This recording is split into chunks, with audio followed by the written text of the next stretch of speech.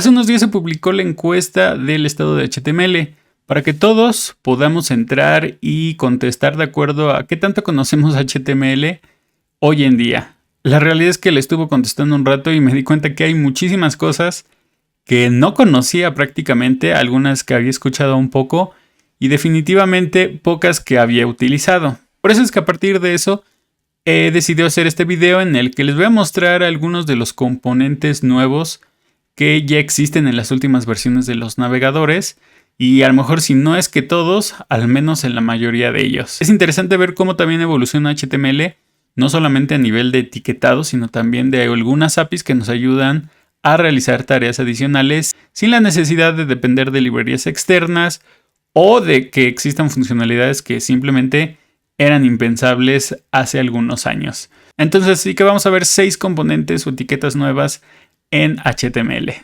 Uno de los primeros elementos que vamos a ver es el llamado data list. Ahora, ¿en qué consiste? Nosotros aquí tenemos un ejemplo en donde se necesitan 2 etiquetas. El primero es un input, como el que ya hemos utilizado tradicionalmente, pero agregando la propiedad de list.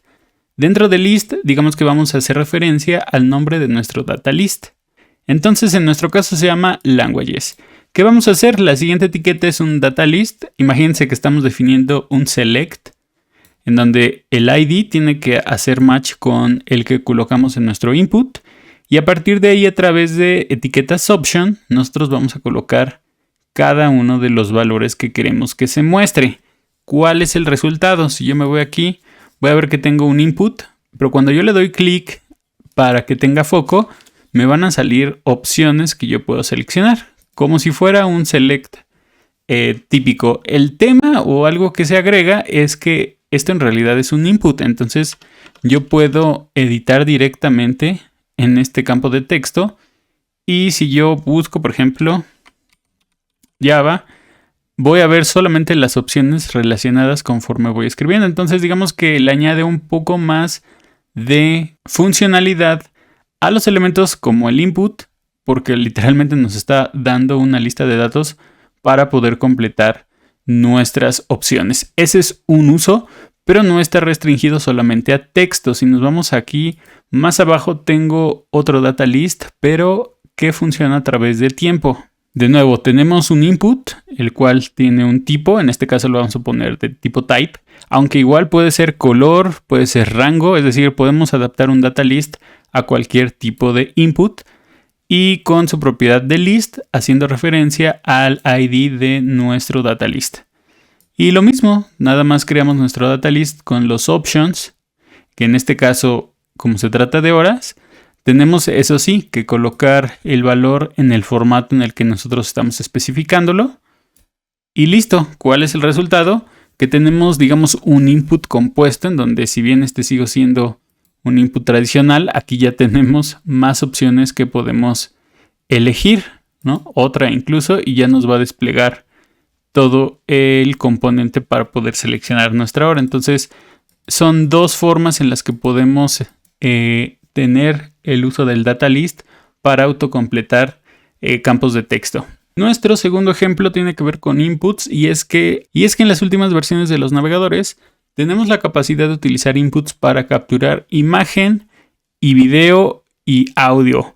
Entonces aquí, por ejemplo, tengo 2 ejemplos de inputs de tipo file. Así los tenemos que definir. Le agregamos su nombre y, súper importante, estas 2 propiedades. Accept, en donde nosotros vamos a especificar si queremos capturar imágenes, que el tipo de formato sea image o video. En este caso vamos a capturar una foto o un video. La segunda propiedad que es muy importante definir es capture. Aquí nosotros podemos especificar el valor de user si queremos que nuestra cámara abra la cámara frontal de nuestro teléfono o environment si queremos que abra la cámara trasera. Evidentemente, como estos inputs están configurados para abrir las cámaras de los dispositivos móviles, solamente van a funcionar en los dispositivos móviles. Por lo tanto, si nosotros quisiéramos abrir la cámara de nuestra laptop o de nuestra computadora que tenga conectada una webcam, no está soportado. Estas propiedades solamente están soportadas a través de dispositivos móviles y lo podemos ver en el ejemplo. Nuestro siguiente ejemplo es un nuevo componente que se llama Dialog. ¿En qué consiste? Dialog es una nueva etiqueta que nos va a permitir mostrar un modal, un cuadro de diálogo personalizado. ¿Qué quiere decir? Que todo lo que coloquemos dentro de Dialog se va a renderizar como HTML, es decir, como un modal muy básico. Creo que digamos, Dialog es una etiqueta entre semántica y funcional, ¿no? Digámoslo así. Inicialmente, si tú colocas Dialog, va a estar oculto, a menos que tú lo coloques con la propiedad de Open. En ese caso va a aparecer visible. Pero para poder añadir interacción necesitamos utilizar un poco de JavaScript. Por ejemplo, aquí tengo 3 líneas en donde estoy haciendo referencia a mi etiqueta, Dialog, después Show Button, es decir, estoy haciendo un query a mi botón que tengo dentro de Dialog. Después tengo un Show Button que hace referencia a este botón, el cual al darle clic va a mostrar ese modal o ese diálogo. Y Close Button hace referencia al botón que tengo dentro de Dialog, ¿no? Entonces tenemoslo así. Y por último, 2 eventos para mi botón, para Show Button, para mostrar mi modal a través del método ShowModal. Y para cerrarlo, simplemente el método Close. Entonces, si yo le doy clic a mi botón, voy a ver cómo se ve nuestro modal o nuestro diálogo. En donde si yo le doy clic inicialmente fuera del contenedor o el HTML que yo estoy especificando, pues no se cierra. Tengo que configurar el botón de Close para mandar a llamar a mi método y que se pueda ocultar. De nuevo, esto se puede personalizar. Realmente es también una etiqueta semántica, por lo cual pues nos ayuda mucho para que no necesitemos utilizar algún framework o librería de componentes adicionales para tener implementado un modal muy sencillo. Un nuevo componente que apareció en las últimas versiones de HTML es Details y Summary.